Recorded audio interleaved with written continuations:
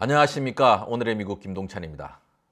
날씨가 벌써 쌀쌀해지고 또 이 길거리는 온통 낙엽이 이 전 길거리를 덮고 있습니다. 여러분들의 집 앞에도 이 낙엽이 많이 떨어져 있고 이거를 치우느라 고생하는 분들도 있고 또 그것을 감상하는 분들도 있을 겁니다.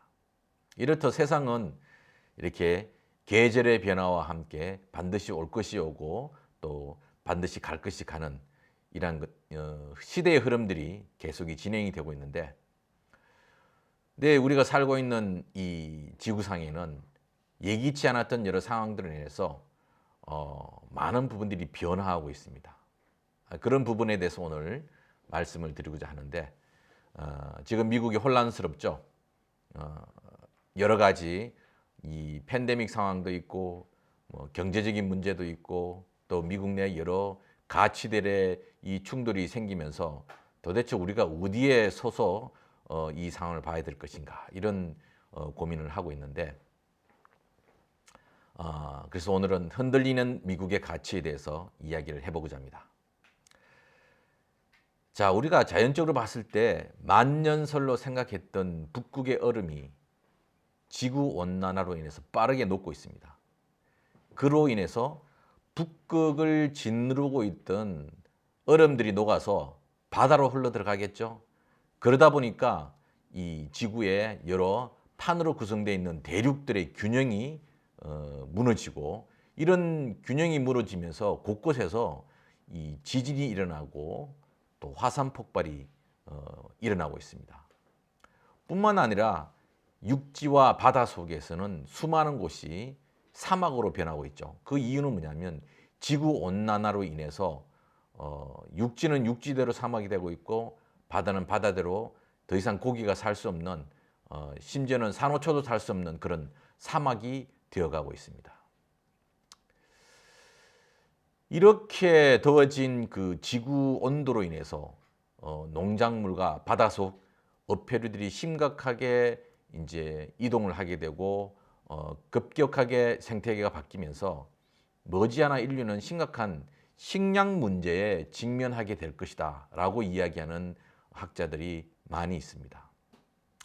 지구의 온도 상승이 만들어내는 수많은 연쇄작용과 그 나비 효과는 인류가 예상하지 못했던 재난에 직면하고 있는데, 이 상황과 비슷하게 지구상 유일 강대국 미국이 가치의 혼란으로 인해서 힘이 빠지고 또 다른 혼란들이 세계 곳곳에서 일어나고 있습니다.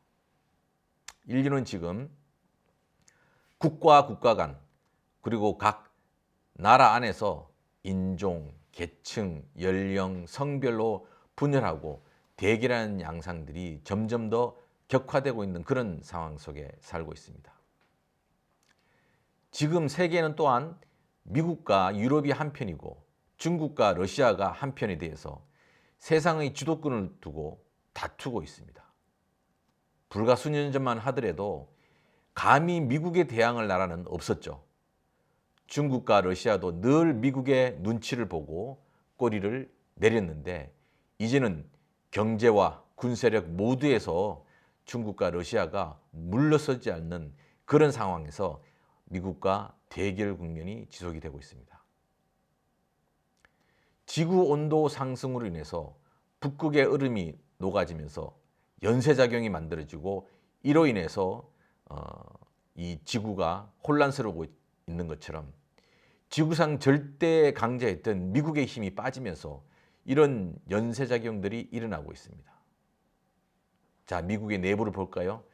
미국의 내부도 사실상 국제사회처럼 온통 분열이 일어나고 있습니다. 특히 절대 인구수와 영향력을 가지고 있던 백인들의 주도권들이 흔들리면서 백인들이 자신의 기득권을 유지하기 위해서 인종 혐오에 기반한 백인 민족주의가 급부상하고 있습니다. 이런 백인 민족주의의 부상은 인종주의, 반이민, 반동성애, 총기 소유의 자유 등을 주장하면서 백인 거주 지역을 중심으로 아주 빠르게 정치 세력화를 했었죠. 그리고 여기에 트럼프 전 대통령이 합류하면서 합리적 보수의 정당이었던 공화당을 백인 민족주의 공화당으로 바꿨습니다. 뭐 사실 이런 일들은 과거 독일과 이탈리아에서 역사적으로 경험했던 현상들이기도 합니다. 이렇듯 한 시대가 바뀌면서 혼란이 일어나고 그 혼란으로 인해서 우리가 예기치 못했던 일들이 곳곳에서 이제 발생을 하는데, 아직까지는 이게 빙산의 일각으로 있지만 지금 아주 중요한 어떤 판결이 내려졌는데 우리는 그 부분에 유심히 관심을 가지고 봐야 할 것입니다. 우리가 백인 민족주의자들의 무력이라 할 수 있는 민병대가 있습니다. 미국 곳곳에서 아주 많은 민병대가 있는데 이 민병대가 사실은 백인 민족주의를 주장하고 또 인종 혐오를 조장하고 하는데 선봉에 서 왔습니다. 그런데 이들에게 힘을 실어줄 수 있는 아주 결정적인 판결이 나왔는데요.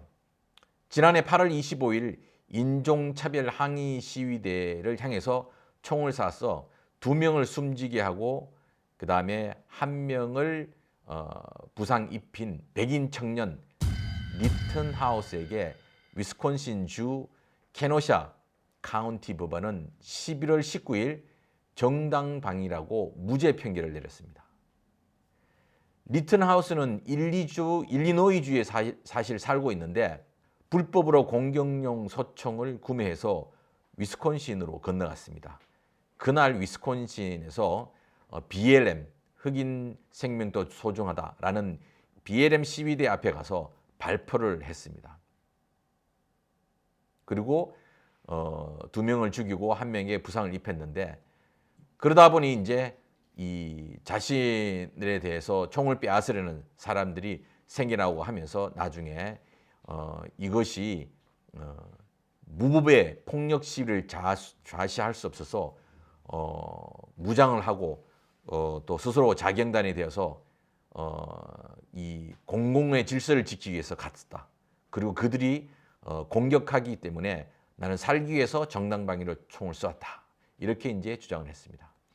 그러자 백인 민병대를 비롯한 수많은 백인 우월주의자들하고 많은 공화당 정치인들, 심지어는 트럼프 전 대통령까지도 이 시대의 진정한 영웅이라고 찬사를 했습니다.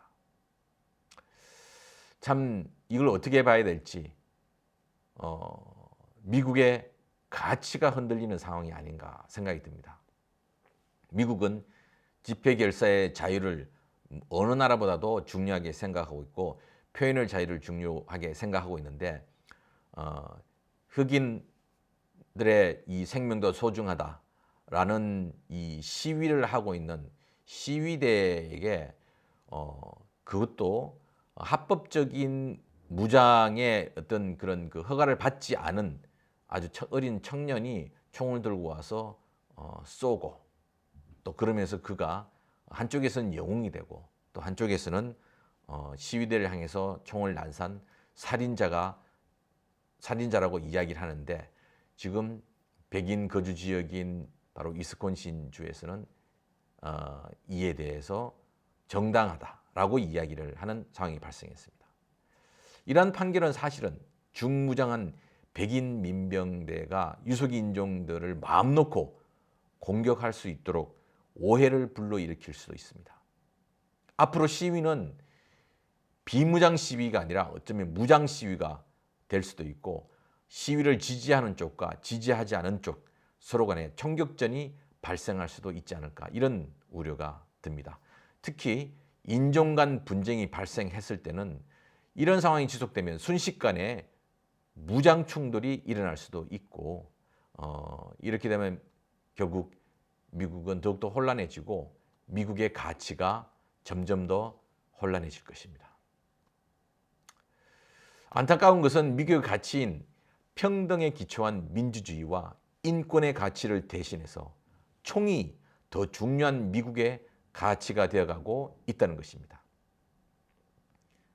총기 휴대를 주장하면서 평등을 부정하고 인종주의를 선동하고 소수계에 대한 혐오를 조장하는 행위는 민주주의를 파괴하는 행위입니다.